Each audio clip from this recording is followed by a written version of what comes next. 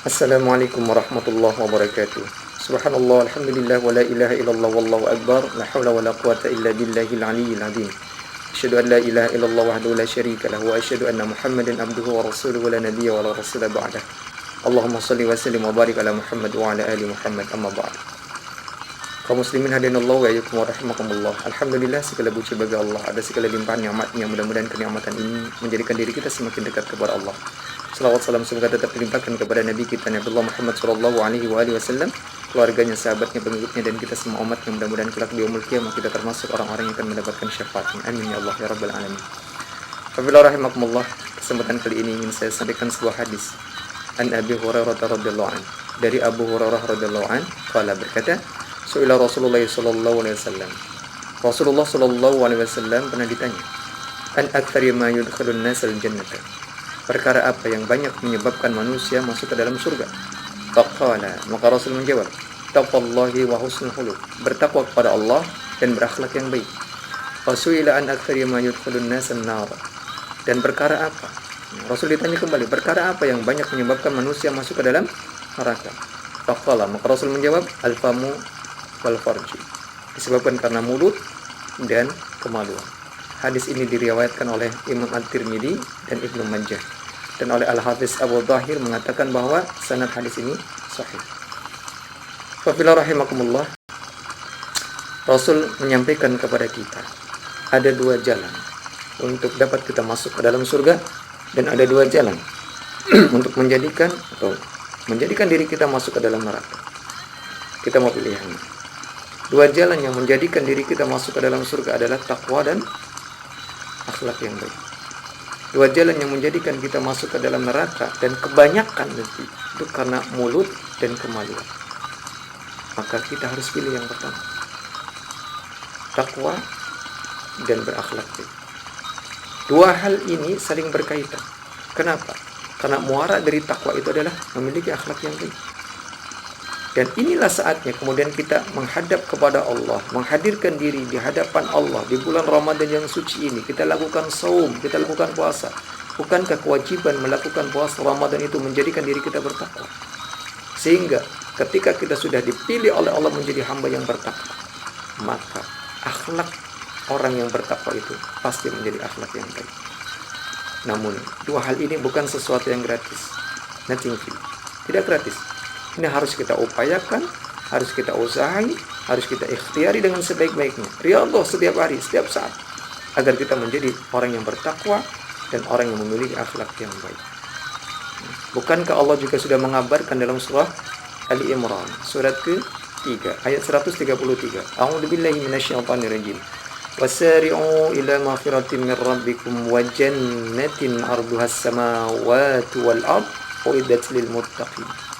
Dan bersegeralah kalian menuju ampunan Rabb kalian, yaitu Allah Subhanahu wa taala. Jadi jangan ditunda kalau kita mengharapkan ampunan dari Allah. Jangan nunggu tua kita bertobat. Jangan nunggu sudah punya gelar haji baru bertobat. Kalau kita mau berangkat haji, kalau kita mau berangkat umrah, tobatnya di tanah air, bukan di tanah suci. Jadi kalau kita sekarang menuju ampunan Allah, tepat sekali. Bulan ini kita mintakan banyak-banyak ampunan kepada Allah. Bulan ini kita mintakan pertobatan yang begitu dahsyat kepada Allah, sehingga dosa-dosa kita akan diampuni oleh Allah Subhanahu wa taala. Ini waktu yang sangat tepat kita memohonkan ampunan dari Rabb kita, yaitu Allah Subhanahu wa taala. Wa jannah, dan bersegera kita menuju ke surga. Artinya amalan yang kita lakukan, termasuk akhlak yang kita miliki, itu adalah akhlak yang baik. Sehingga segala sesuatu ini akan membimbing kita menuju ke surganya Allah. Yang Allah gambarkan, arduhas samawati wal ard, luasnya surga itu seluas langit, seluas bumi. Uiddat lil muttaqin, yang diperuntukkan untuk orang-orang yang bertakwa. Sekali lagi, untuk orang-orang yang bertakwa. Jadi sesuai dengan hadis tadi.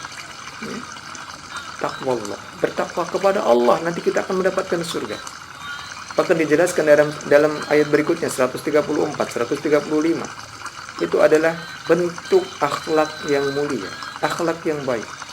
Contohnya, alladzina yunfikuna fis sarra'i wad dharra'i wal kadhiminal ghaidha wal 'afina 'anil nas wallahu yuhibbul muhsinin. Itu orang-orang yang menginfakkan hartanya dalam keadaan lapang maupun dalam keadaan sempit. Bukanlah ini akhlak yang baik? Bukankah ini akhlak yang baik? Jadi kalau mau berinfak itu tidak nunggu kaya, tidak nunggu lapang. Artinya ketika lapang kita berinfak, ketika sempit kita berinfak. Dalam keadaan susah kita berinfak, apalagi dalam keadaan senang. Dalam keadaan sedikit kita berinfak, apalagi dalam keadaan banyak. Itu akhlak gitu. Balkadimin al-ghaid, orang yang mampu menahan marah sekalipun dia mampu untuk meluapkan kemarahannya. Bukankah itu akhlak? Sekarang banyak orang yang melampiaskan marah walaupun hanya sedikit saja sebetulnya masalahnya. Kemudian orang yang mampu memaafkan kesalahan orang lain. Ini pun sulit sekarang kita dapatkan. Banyak pendendam, pembenci. Padahal kalau kita memaafkan kesalahan orang lain, Allah sebutkan al-muhsinin atau al-muhsinin. Innallaha wallahu yuhibbul muhsinin. Dan Allah mencintai orang-orang yang berbuat kebaikan. Mudah-mudahan kita termasuk di dalamnya. Kemudian dua jalan yang menjadikan seseorang masuk ke dalam neraka, itu al-famu, mulut. Kenapa mulut dijadikan sebagai jalan menuju ke neraka? Karena banyak orang yang tidak terkontrol dengan mulutnya. Lisan ini keluar begitu saja tanpa diperhatikan manfaat atau mudaratnya. Menghibah, memfitnah dan lain sebagainya. Menjadikan orang sakit dan lain sebagainya. Ini dari mulut ini. Bahkan Rasul menyebutkan, man kana yu'minu billahi wal yawmil akhir falyaqul khairan aw liyasmut. Barang siapa yang mengaku beriman kepada Allah dan hari akhir, maka berkatalah yang benar. Atau lebih baik diam kalau tidak bisa berkata-kata yang benar. Diam. Apalagi maaf, kalau itu hoax, kemudian kita yang menyebar luaskan, berapa dosa yang kita tanggung? Orang percaya, orang baca. Masya Allah. Dan sekarang begitu mudah untuk menyebarkan berita-berita yang masih simpang siur, yang masih menjadi kabar burung. Jangan. Tahan diri kita. Tahan diri kita. Dan apa manfaatnya buat kita? Alhamdulillah. Kemudian selain daripada mulut adalah al-farj, kemaluan. Alhamdulillah, dengan berzina itu menjadikan banyak orang masuk ke dalam neraka. Maka jagalah kehormatan kita.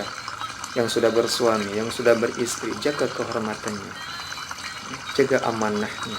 Yang belum bersuami, yang belum beristri, jangan kemudian dijadikan hal ini sebagai hal yang menarik perhatian orang lain. Sebab apa? Allah akan sangat membenci kepada mereka yang menampakkan auratnya. Simpan. Karena apa? Dia akan dijaga oleh Allah Subhanahu wa ta'ala. Kaum muslimin hadinallahu wa iyyakum rahimakumullah. Maka dua jalan yang harus kita kejar sekarang adalah jalan takwa dan jalan akhlak yang mulia. Mudah-mudahan ketakwaan yang sedang kita bina ini di bulan Ramadan yang suci ini benar-benar akan sampai kepada kita, sehingga apa yang keluar dari lisan kita, yang dikerjakan oleh tangan kita, yang dilangkahkan oleh kaki kita, yang didengarkan oleh telinga kita, yang dilihat oleh mata kita, semuanya adalah husnul khuluq, akhlak yang baik, insyaallah. Wallahu a'lam bishawab. Itu yang dapat saya sampaikan. Mudah-mudahan ada manfaatnya. Segala kebaikan, kebenaran datang dari Allah. Segala kelihatan di diri saya. Bila tadukal hidayah walaupun minkum. Assalamualaikum warahmatullahi wabarakatuh.